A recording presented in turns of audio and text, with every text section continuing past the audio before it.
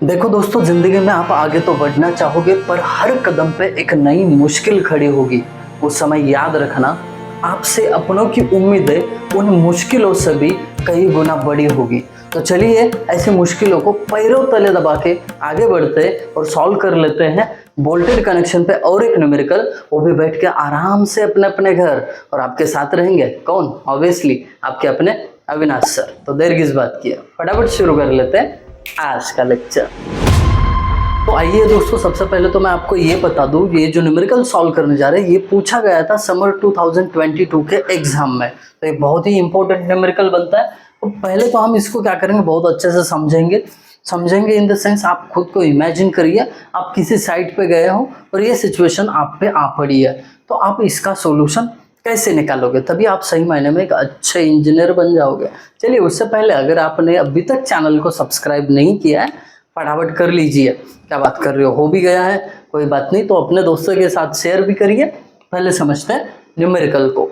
अब इन्होंने सबसे पहले इस सेंटेंस में कहा है डिटरमाइन द बोल्ट वैल्यू। तो हमें क्या करना है, बोल्ट वैल्यू निकालना है। फिर उसके बाद बोलते हैं तब जब आपके पास डायमीटर ऑफ बोल्ट 16 mm हो। बोल्ट डायमीटर दिया है 16 mm का। अब जैसे ही बोल्ट डायमीटर आपको पता चलता है, तुरंत क्या करना पड़ेगा, आपको डायमीटर ऑफ होल लिखना पड़ेगा। तो कैसे लिखते हैं डायमीटर ऑफ होल, 16 से लेके 24 तक अगर डायमीटर ऑफ बोल्ट है तो 2 mm से बढ़ा के डायमीटर ऑफ होल लिख लेना। इतना इजी और सिंपल है। इसके बाद वो जो बोल्ट है 4.6 ग्रेड का है। अब ये 4.6 ग्रेड का होने के कारण ये जो पहला डिजिट है 4, इसको 100 से मल्टीप्लाई करके आपको क्या मिलेगा, अल्टीमेट स्ट्रेंथ ऑफ बोल्ट, यानी FUB 400 न्यूटन पर mm²। उसके बाद बोलते हैं कि भाई साहब आपके पास 2 एंगल्स जिसका डायमेंशन 90/60/6 mm रहेगा। सब सोच रहे होंगे ये 90/60/6 क्या है, मैं आपको बता देता हूँ। ये देखिए, ये है 90 mm। फिर उसके बाद ये इसका जो विड्थ है ये 60 है, और इसका ये जो थिकनेस है ना ये 6 mm है, यानी ये 60 हुआ, और ये जो ओवरऑल है ये 90 हुआ। ठीक है, ऐसा डायमेंशन इसका मेजर किया जाता है। ऐसे कितने एंगल्स है, 2 एंगल्स है। ठीक है, कोई बात नहीं। उसको कनेक्ट करना है किसके साथ, प्लेट के साथ, वो भी बैक टू बैक। मानो कि कुछ इस प्रकार, देखिए ये एक एंगल है, इसके साथ एक दूसरी प्लेट है जिसके ऊपर क्या करना है आपको, 2 एंगल को बैक टू बैक ज्वाइन करना है, कुछ इस प्रकार। हो सकता है थोड़ा आगे। ठीक है, इस प्रकार आपको क्या करना है, ज्वाइन करना है। चाहिए तो मैं प्लेट का पोर्शन जो है शेडेड दिखा देता हूँ। ऐसा कंडीशन है उनका, कोई बात नहीं। अब ये जो प्लेट है इसका थिकनेस है 8 mm। ठीक है, प्लेट का थिकनेस दिया था, इसके लिए मैंने थिकनेस ऑफ प्लेट 8 mm लिया। अगर मुझे एंगल का भी लेना होता तो भी मैं नहीं ले सकता, क्योंकि एक एंगल का 6 है, ऐसे 2 एंगल है, तो 6 + 6 12 हो जाएगा। 12 और 8 दोनों में कम कौन सा है, तो 8। तो क्या करोगे आप, 8 mm को अडॉप्ट करोगे, तो यहाँ पे थिकनेस ऑफ प्लेट क्या हो जाएगी, 8 mm हो जाएगी। उसके बाद उन्होंने बोला है कि ये जो भी कनेक्शन बनाओगे आप, जो भी कनेक्शन बनाओगे उस पर फैक्टर्ड लोड 110 kN है। फिर आगे बोलते हैं इसके लिए पिच डिस्टेंस 50 mm और एज डिस्टेंस 40 mm, ये 2 चीज़ें दी है। अब ये देने के बाद एंड में बोला है उन्होंने नंबर ऑफ बोल्ट्स भी फाइंड आउट करिए। बहुत ईजी न्यूमेरिकल है, कोई टेंशन वाली बात नहीं है, बस आपको सजग रहना है। हर स्टेप को कैसे फाइंड आउट करना है ये याद रखना है। पहला स्टेप है डिजाइन शियर स्ट्रेंथ, यानी कि क्या, VDSB। इसका फॉर्मूला बहुत ही इजी और साधारण है। क्या है formula, FUB upon gamma MB into √3 into number of shear planes in thread area into net effective area plus number of shear planes in shank area into shank area का area, cross sectional area. अब क्या करेंगे, एक एक जो value है वो put करेंगे, बट उससे पहले आपको एफ यू भी है क्या, है, कोई बात नहीं, गामा एम बी 1.25 पुट करते हैं, N N number of shear planes in threaded area. अब यहाँ पे मैं आपको बता दूं, हर समय आपके पास दो ही मेंबर थे, तो आपके पास शेयर प्लेन दोनों में एक ही कॉमन आता था, दो प्लेट है तो दो प्लेट के बीच में एक ही कॉमन सरफेस था। बट अभी क्या हो रहा है, ये देखिए यहाँ पे ये एक कॉमन एरिया और ये दूसरा, मतलब यहाँ पे नंबर ऑफ शेयर प्लेन्स कितने आएंगे, दो आएंगे। तो ये बदलाव को आपको क्या करना है, दिमाग में डाल देना। तो एन एन क्या आ जाएगा, 2 आ जाएगा, जानबूझ के मैं यहाँ पे लिख रहा हूँ। फिर ए एन बी का भी कैलकुलेशन में सेपरेट करता हूँ ताकि आपको सॉर्टेड न्यूमेरिकल समझ में आ जाए और प्रैक्टिस कर करके एग्जाम में आप डायरेक्टली करो चलेगा।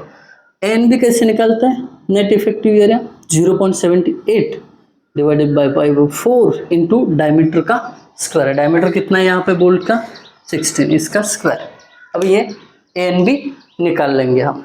चलो, shift pi divided by 4 into 16 का स्क्वायर, तो ये हो गया 201.06 इंटू 0.78, यानी एरिया हो गया 156.82, 156.82 यूनिट इसका mm स्क्वायर। अब आसान सी बात क्या है, इसको पुट करो यहाँ पे, therefore VDSB is equal to FUB का वैल्यू 400, बहुत बढ़िया, गामा MB 1.25, ये √3, नंबर ऑफ शेयर प्लेन्स 2 मिले हैं, उसका रीज़न भी बताया मैंने, 2, ANB 156.82 प्लस ये NS number of shear planes in shank area, कभी भी नहीं आएगा तो उसको 0 करेंगे।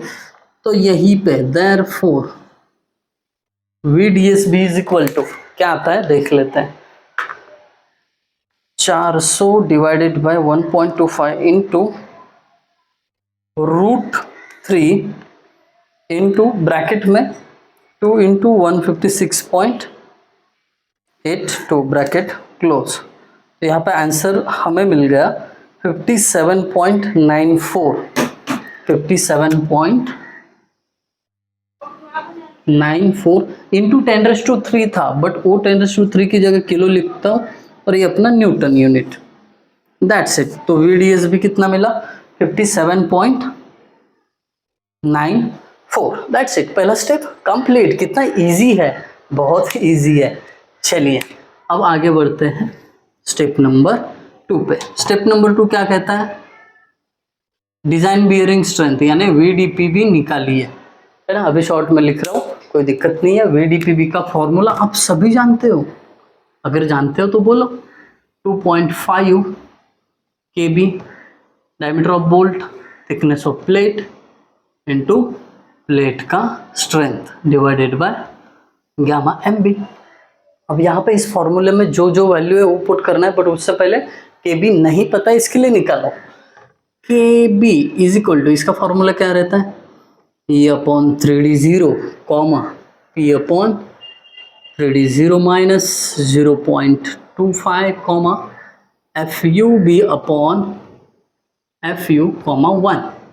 अभी ये चारों टर्म में से पहली टर्म, दूसरी टर्म, तीसरी और चौथी, चारों में से जो मिनिमम वैल्यू आएगा वो अपना क्या रहेगा, kb रहेगा। इतना इजी है। अभी मुझे क्या करना पड़ेगा, ये रफ करना पड़ेगा, तो कर लेता हूँ इसको यहाँ पे रफ, बाद में निकालेंगे diagram. Therefore kb is equal to E, as distance 40 है, यहाँ पे मैंने लिखा हुआ, अपॉन 3 इंटू D0 यानी 18 कॉमा पिच डिस्टेंस 50 है, 3 इंटू D0 कितना होगा 18 माइनस 0.25 कॉमा FU भी कितना होता है 400। अब FU आपको दिया ही नहीं है, तो उस केस में क्या करना है, अज्यूम प्लेट का ग्रेड 410, तो आपका FU आ जाएगा 410 न्यूटन पर mm स्क्वायर। कितना इजी है, बहुत इजी है। ठीक है, अब इसको क्या करेंगे, कैलकुलेट, बहुत इजी तरीके से करेंगे। 40 डिवाइडेड बाय 3 इंटू 18, ये रहेगा कितना, अब मैं बताऊंगा उतना, 1 मिनट। 40 डिवाइडेड बाय 18 इंटू 3, तो ये 0.74 हो गया। ओके कोई बात नहीं, 0.74 कॉमा दूसरे का calculation 50 divided by 18 into 3 minus 0.25, ये आ जाएगा 0.67। बहुत बढ़िया, इसका आंसर देखते हैं। 400 इधर 410 हो गया, ये कॉमा 1 ये लिखना भूल ही गए। ठीक है, अब यहाँ पे 410 डिवाइडेड बाय, नहीं 400 डिवाइडेड बाय 410, ये आ जाएगा 0.97। बहुत बढ़िया, ये भी हो गया और ये 1। अब यहाँ पे कौन बाजी मार गया, यहाँ पे जो छोटा वैल्यू रहेगा वो लेना है हमें, तो ये छोटा रहेगा 0.67, तो KB का वैल्यू क्या अडॉप्ट करना है, 0.67 आंख बंद करके। देयरफॉर VDPB, ये फॉर्मूले में वैल्यूज पुट करने हैं। ये वाला क्या है 2.5, KB क्या है 0.67। अब इसके बाद डायमीटर बोल्ट का कितना है 16, थिकनेस ऑफ प्लेट 8 और FU 410 divided by gamma MB कितना होता है 1.25।